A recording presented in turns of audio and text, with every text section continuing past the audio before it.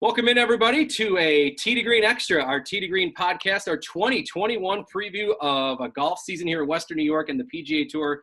And we're back and excited. Happy New Year, Brian Koziel, Kevin Sylvester, PGA Pro, Jeff Meadis. Our crew is back, and we're excited to get golf season going here in 2021. And for all the bad that went with 2020, there was a lot of good on the golf scene, especially locally. Kevin, we'll start with you. Golf participation was up. Numbers were up percentage-wise across the country, anywhere between 10 and 20% in terms of states. Rounds played were up, the highest since 2000 across the country. So, yes, there was a lot of negative, but one thing at least had happened during the pandemic is not only do people go back to playing more golf, but a lot of new people decided to play golf too. And I'm sure for all of us in the industry and everybody in the industry, they're hoping that carries through to 2021. Yeah, to a certain extent. I played less because it was tougher to get on. It's tougher to get tee time. I'm kidding. It was great. It was great to see so many people either come back to the game, take up the game, or play more. It's great for the golf industry as a whole, and that's for greens fees. That's for people who sell golf carts. That's for pros. The lessons that they give, for our friends at Callaway who sell clubs and golf balls, all those things.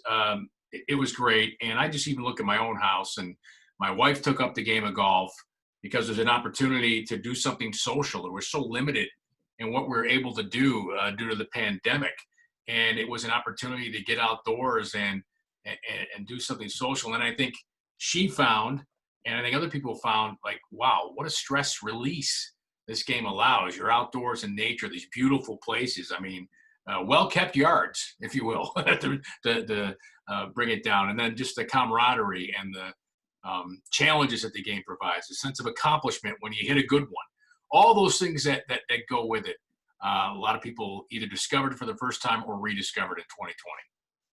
Yeah, I'm in the same boat. I played more golf this year than I have in a long time. My daughter, who's been in the golf industry, took up the game, so I got to play with her, and her friends all picked it up. I think I taught 8 or 10 brand new golfers this year, which isn't that peculiar, but they're all younger. And anybody who loves golf, you like seeing more and more people get into the game because it is such a great game.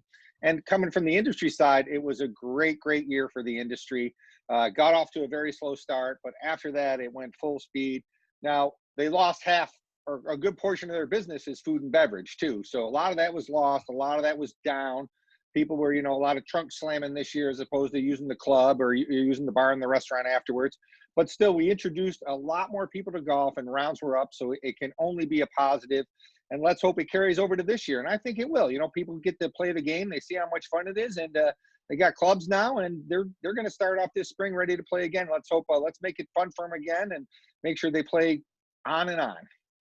One thing I know that we were saddened that we weren't able to bring you our Duster Challenge, our putting event every year to, raise money for charity and the Western PGA Hope Foundation. Kevin, so many tournaments across Western New York that do that for area charities. That was one hit that obviously we hope comes back this year.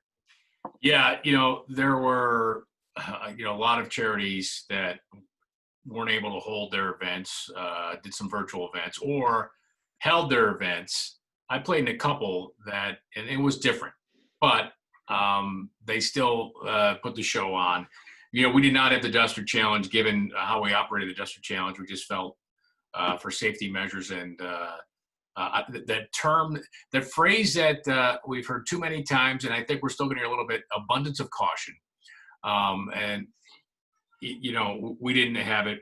We'll look forward to bringing that back in some shape or form in 2021. But yeah, there were some things that did suffer, if you will. The charity events, the clubs that hosted charity events, those are big days for local golf clubs to have 144 golfers, those greens fees, the food and beverage, as Jeff mentioned earlier. So yeah, it's not like it was all roses for the industry and the facilities, because there were some hits that were taken for sure. And I'm wondering how much those will come back. Once those things, you take a little time off with some of those. It's those annual traditions, and if this year's similar, those may stumble to come back a little bit. Some of those Monday events, But overall, like as you said, Brian, just a great year for the golf industry as far as rounds go. I know a lot of clubs that were struggling, it really, really helped them out this year and got them through to at least another year. Yeah, absolutely. And as we were playing and maybe watching pro golf, the theme of trying to hit the ball as far as we possibly could, which has always been a theme with golf. But, man, this year it was really in the spotlight with what Bryson DeChambeau did on the PGA Tour. But even just locally, Jeff, you giving a lesson or playing with people, like it seems like that was the big focus of the year. What can I do physically to hit the ball farther? What can you do even with your clubs, with your drivers? I know Kevin and I, we got our clubs fitted through our great rep at Callaway, Taylor Gessel, and it made us hit the ball as far as we ever have off the tee with our driver. But that's going to be a trend I'm sure is going to continue, Jeff, as it always has. But, boy, it was really in the spotlight this year, really just trying to smash the ball with the driver as far as you could. And it's been a trend, and I think, as you say, Bryson DeChambeau brought a lot of media attention to that trend because of how well he played and how far he hit it and how he transformed his body and all the media surrounding that. And it's, and now, as I said, there's all my Twitter feeds that I follow for golf. I'll show these 9-year-old girls just creating, 100 miles an hour speed or whatever they're doing. They're just ripping it as hard as they can. And there's a ton of that. And we've talked about that for years, trying to learn to create speed. And it's been a big part of the game, but he did bring an added attention to it. And I think he brought in fans because of it. I think, a lot of younger fans think that's cool. And it made them watch golf maybe more, and maybe they went out and bought clubs. And with everything going on, I think it was only a positive for the game of golf this year. Well, here's what Bryson did a couple of things, I think, for the game of golf. One, he's a love or hate guy, right? Like there's some he's a villain. There's some villain to him, right? Yeah. And some of it, because of how his intensity, I will say, on the golf course. But he's a great guy to talk to and do so. I'm going to decline that call during a show because I'm doing a show. Secondly, but what he also did was he created more fans because he's a scientist, right? I mean, Bryson, he's kind of a nerd. Let's be honest here, right? And so he's figured out a different way to do it. He does it different than anybody else. He plays one-length clubs. Nobody else, to my knowledge, does that right now on the PGA Tour. He's decided to go, I'm going to do something different. When he was good to begin with, he decided to take a different path, right? You can say, well, hitting it far as – no. He decided to change his body using science to do that. And, and bacon. Right, well, and bacon. But I'm just saying, like, if you're – and I remember doing the story on Channel 2 when I was filming on sports, and I started this way. Hey, final thing, it was the final story. I said, if you have a quirky kid out there, right, a kid who's a little bit different, here's your new hero. It's Bryson DeChambeau because he's always been a little bit different, right? The quirky, nerdy kind of kid, and he just won the U.S. Open. So I think actually he's brought some new people to golf by doing it different. And he putts great. He's a great putter. No one gives him credit for how good of a putter he's become. He was not that great of a putter when he started. He has become a tremendous putter. And frankly, that's why he won the U.S. Open was because of his putting. Yeah, the course setup of, hey, let's bring the fairways in and in and in and in and in at the U.S. Open. Well, they were so tight, everybody missed the fairway. So Bryson had the advantage because he just was 60 yards up from everybody in the rough. Everybody was hitting out of the rough. Well, and he's strong, too, to get it out. I mean, the strength to get that club through that rough. I mean, and that's not to say everybody else isn't strong. And frankly, there's another trend that's not going away, and it's been into the fitness in golf.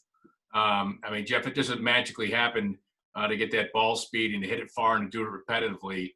The fine-tuning of muscles and strength that you have to build with your core, your hips, your legs, it's incredible. Yeah, everybody's been doing that for a while, especially the top flight players. But, he created controversy, and controversy created eyeballs for the PGA Tour. And that's what I thought he brought. In a year where golf was growing, he helped golf grow this year with everything he did. And, he wears the hat. And everything he does is different, and it draws eyeballs. Like you said, either you like him or you don't. Yeah, he's a divisive, not divisive, but there's there's a team and I'm not on his team type of guy. Yeah. But I think he's good for golf because 10 years ago, it was homogenous. Everybody coming out had the same swing, right? They all look flat bellies, look like robots.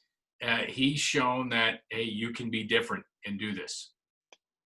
As has Matthew Wolf, as has Brooks Koepka. You know, we've got lots of guys with different swings, and a lot of these younger guys coming in. But as we look at some of these other PGA Tour storylines here, we mentioned DeChambeau.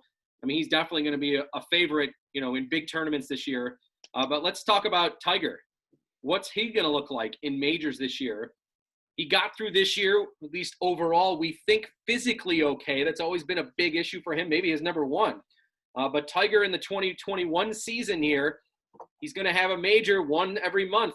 You know, the Masters is back on to April, and the PGA in May, and the U.S. Open in June, and the Open in July. And then there's the Olympics and maybe the Ryder Cup. There's more things to come here. Kevin, he's going to probably want to participate in all of those if he physically can. What does that mean for what his year is going to look like? And how do you, I guess, handicap his chances in some of these events? Well, nobody wants to talk about Tiger in 2021. We want to talk about Charlie, his kid. Yeah. Poor kid. Yeah. Are we talking about unrealistic expectations for a kid? Yeah. Yeah, but you know what? I'll tell you something. My son, my 10-year-old watched that. Is like, wow, is that kid my age playing like on TV? That's pretty cool. I'm like, yeah. Like, so if that inspires more kids, Brian, it inspires your son to play even more, though. Your son doesn't need the inspiration to play more. Your kid's awesome. Your kid could beat him anyway, yeah. Well, we were watching this, and they showed a highlight of Charlie playing in one of those U.S. Kids events where Tiger was his caddy. And I've done the same with Jack and my son. And I said, yeah, I'm like, if we got somehow paired up with those two, I'm like, boy, would I feel just so inadequate as a caddy that I'm like, well, Jack, you're on your own here, bud. And I'm like, Charlie's got a huge caddy advantage on you today. It's got to be rough if you're a dad going against, you know, Tigers as the caddy there. Jeez. Yeah. Well, you probably forget about watching your kid play because you want to ask Tiger questions during the whole thing. But anyhow, no, the interesting thing was, I believe if the Olympics would have been held as scheduled, Tiger would have been on Team USA. I don't think he qualifies right now on Team USA because I think DeChambeau, Dustin Johnson, and Justin Thomas would be the three for Team USA. And Tiger was looking forward to competing in the Olympics on a course where he won the Zozo Championship, you know, a year and a half ago. So that's the interesting twist because it's something he hasn't done, right? I mean, what hasn't Tiger accomplished? And he hasn't won a gold medal in the Olympics. So that was going to be interesting in 2020. Now, he's going to have to play a lot and win to qualify for the Olympics. I don't know if that can happen. So especially when, you know, what's the focus going to be on? Trying to make that Olympic team, winning the majors. I think for Tiger, it's the majors, right? That's the reason he's playing right now. Majors. And then here's another question. Is he on the Ryder Cup team? Oh, yeah. In the fall. If I was picking now, I would be. Yeah, he would be. But yeah, you've got to put him on, right?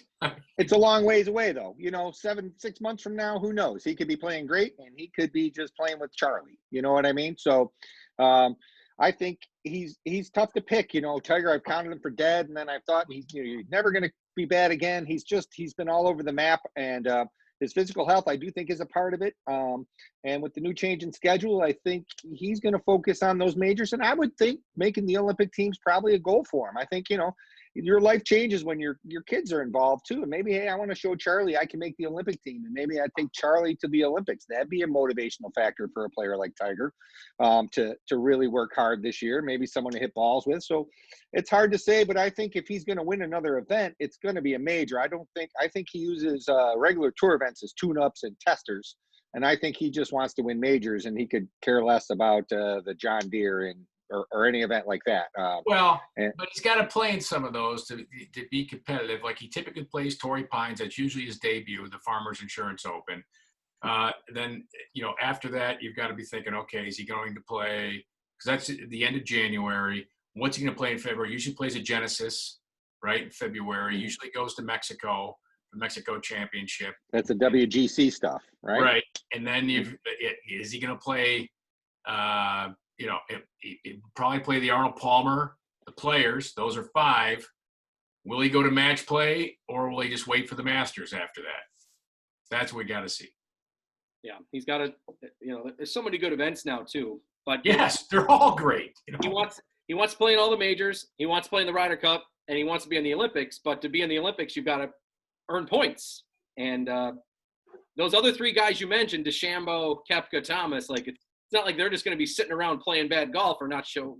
He's going to have to perform and win. Well, listen, DJ is going to be on the Olympic team. Justin Thomas and then DeChambeau. I think it's those 3. It's theirs to lose. If they see, I think DeChambeau's up and down. I think he's a hot and cold guy. I can see him going into a skid, for right. 4 months also, and then trying something new and playing great again. Now, I could be wrong. We need to check with our research department here. Maybe the Olympics stay the same since it's just moved. Maybe the criterion hasn't changed. Or maybe they change the criterion and it's based on world ranking and a minimum number of players or something like that. I'm going to check with our research department right now. Yes, because remember the Masters held firm with their field was their field at the time that it was cut off. They didn't adjust for guys that were playing better. I mean, that's how, guys like Berger and Hovland were left out of the Masters because of the fact that, they played so well, but it was after the cutoff from what had been the normal event. Speaking of DJ, he wins the Masters. He wins Player of the Year, FedEx Cup Championship, all that. I guess, Jeff, this is probably an easy question for you here, but do we expect DJ to keep playing well? But he's now won 2 majors, a U.S. Open and a Masters. Are we expecting this dominance, I guess I would say, to continue? I think he's hitting his stride. He's as physically gifted as any athlete out there. And now he's oozing confidence. So anytime he tees it up, whether he's got his A game or not, he thinks he can win or should win. And that's a different mentality than going in and trying to win or trying to play your best. And I think, he's been playing very well. He's in his prime for a golfer. He's in his prime years. Who's a more talented athlete on tour than him right now? I can't name anybody. So I'm expecting him to play well. It's hard to predict, but I imagine this break has probably been good for him, as it is for a lot of the players. But I expect him to play very well, and I expect him to be in contention for the Masters again. How cool would that be to win 2 Masters within 6 months? That'd be awesome. That'd be a nice goal. That'd get you fired up in the spring. Yeah, Kevin. By the way, just the qualifying system has been extended because of the postponement. The Tiger's got a little work to do. Yep. Tiger was going to be, and when they announced that in April, the end of April is when they announced that, Tiger was on the outside. It was Koepka. It was Dustin Johnson. It was Justin Thomas and Patrick Reed were the 4. I thought there were 4. Yeah. There's 4 team members that can go. Is that because of their world ranking or because of the number of players from each country? Well, I think it's a combination of both, right? Like if the U.S. is per country, 4 per country. Right. You have a max per country, but also if you're within the top whatever in the world, then you automatically get to go. So I think there's a little combo of both. Yeah. Kevin, just a few names to throw out there. We mentioned Koepka. You mentioned Justin Thomas, John Rahm, guy we had on our show last year, Rory McIlroy. I mean, these are all guys that didn't win a major this year. We've talked about all the great things that have happened, but those guys certainly in the mix. Koepka with his health. McIlroy hasn't won a major in 6 years. I'm curious to see how those 2 respond. And will we get another first-time winner this year? Morikawa and DeChambeau become first-time major winners. DJ the other. But, you've got so much depth, so many big names, but will we see another first-timer this year? Yes. The stats usually say, yes, we get at least 1 or 2 every year as well. Yeah, we will. And I think it'll be John Rahm. He's too good. He's such a great player. And he was right in the mix in all the big tournaments. So I think John Rahm will break through and get his first major in 2021. And it wouldn't shock me if Matt Wolff did either. Right? He performed so well in his first majors. There's a guy who hits the ball so far and seems to not have a care in the world. He's a great, great kid. He's only 22 years old. Didn't he finish second in his only 2 majors? So yes. Yeah. That's a great start to your. Pretty good. That's a pretty good start. But there are other players out there that, Tyrrell Hatton's a guy who had a great year. It wouldn't shock me to see him win an Open championship. There's Xander Schauffele, right? He always seems to play well in the big events. It wouldn't shock me to see him win. There's a million guys that wouldn't shock you, right, Kevin? Yeah. I mean, the depth on the tour is astounding right now. Yes, like when Gary Woodland won the U.S. Open, 2 U.S. Opens ago, 2 years ago, Pebble Beach. I'd be like, wow, where's Gary Woodland come from? Like, what do you mean, where's Gary Woodland? The guy hits the ball a mile. He's a great athlete, and he's been a heck of a player.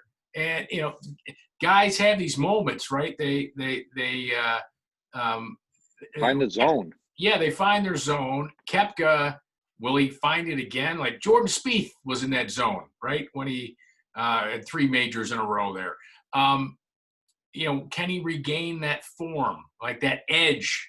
Right, Spieth to me and Koepka both had a mental edge when they were there at the top, and Rory to a certain extent too. And then trying to find it again, it's so difficult to do. And Dustin Johnson's done it, right? Tiger has done it at times. Phil's done it at times. That's what separates those 3 names I just mentioned: Woods, Mickelson, and Johnson. And those are Hall of Famers. So these other players, they want to become Hall of Famers, and we could argue if Koepka is or not. I would say he is because of the amount of majors that he's won before. And because he's so mentally tough and confident, I think he'll regain that edge as he's regaining his health from injury. When you have that much success, you believe you're a good player. You always believe you're a good player. It's not like you're searching for your confidence sometimes. You know what I mean? You know you're a good player. Maybe you had a bad day. You know you can do it. I hit a few bad drives today. It doesn't bother you. When you're not, you hit a few bad drives, you go to the range, you grind it out, you start worrying about every drive you hit, and it extrapolates on out from there. So, a player like Koepka, I think, he believes he's one of the best in the world. So I think that'll help him. Rory McIlroy, I don't know if he believes that anymore. He's it's like you said, it's been a long time since he's had success. Well, Rory, sort of. I mean, he's not terrible. Yeah, Roy's a star, and let's face it, he announced they're having a baby. He became a father for the first time. He's a little distracted in 2020. So I expect Rory to he's going to always be a factor because he drives the ball so accurate, and he's a great ball striker. The putter, right? He needs to be a more consistent putter. For sure. Who doesn't, frankly? Right. Yeah. Well, we hope the weather obviously get us out on the course here soon in Western New York. Maybe we had an early spring last year. We were all out playing in March. Maybe we'll have it again. Jeff, between now and then, what can people do? Garage, basement, at the Dome, and if they want to hook up with you for a lesson or contact you on how to maybe go somewhere for a lesson, what can they do? Yeah. Contact me on Twitter at Mietus, Mietus PGA. And if you're looking for something to do, this is a great time to work on your putting stroke. One of my favorite drills is to put your butt up against the wall and keep your lower body really quiet and just make a whole bunch of putting strokes. When I see people putting, most of the time their lower body's moving. You watch tour players, they're like a rock. That body doesn't move. And get yourself a little putting mat, 3-footers, and make 100 million 3-footers in a row. So when you come out in the spring, your blade is matching your path and you're starting it straight. And that's something you don't have to worry about. You're confident and rolling those in all the time. You can build confidence and belief in those putts throughout the winter. There's a lot of things you can do in the off season to make yourself better. Believe me, people have been doing it for years. And, there's a lot of golfers from up north that are very, very good players, tour players that spend the winter up here and they work out indoors and they hit balls indoors and they're still great tour players. So take the time. It's a great time to do it. We get to watch some golf and just work on your game a little bit and focus on the short game and the things you can do right now indoors. Steve Stricker, right? I mean, how many, right. Lives in Wisconsin. Yeah. Hits out of the back of a garage into a snowy field. Yeah. Picks up the balls in the spring. Yeah. And one of the best putters on tour. That's right. And he'll be the Ryder Cup captain this year for the United States. Don't forget. Back at Whistling Straits in Wisconsin. Okay. Kev, we got some exciting things coming up. Our show is less than 2 months away from debuting. We'll be back in March. Incredible, right? It's going to be here before we know it. Yeah. And there's going to be so much to talk about as we start to get, we'll be a few weeks away from the Players' Championship. and a month away from the Masters. All those things are going to be happening. As I mentioned earlier, we're looking forward to bringing the Duster Challenge back in 2021, and some more things to come along. So can't wait to get going. That's right. Follow us on Twitter. Go ahead, Jeff. It'd sure be nice to get out and see people again and do the show remotely and all those things. I'd love to shake a guy's hand after a round of golf once in a while. Yeah, we haven't seen each other. We haven't seen each other in person, the three of us 20 together. pounds. 15, 20 pounds at least, right, Kev? Yeah. I haven't seen you in 20 pounds. Follow us on Twitter at T2G Buffalo, at Kev Sylvester, at Metis PGA, at Brian WGR. Also our website, t2green.golf. Happy New Year, everybody. Thanks for checking out our 2021 preview. For Kevin Sylvester, PGA Pro, Jeff Metis, I'm Brian Colzio. We'll talk to you next time right here on our Tee to Green Extra.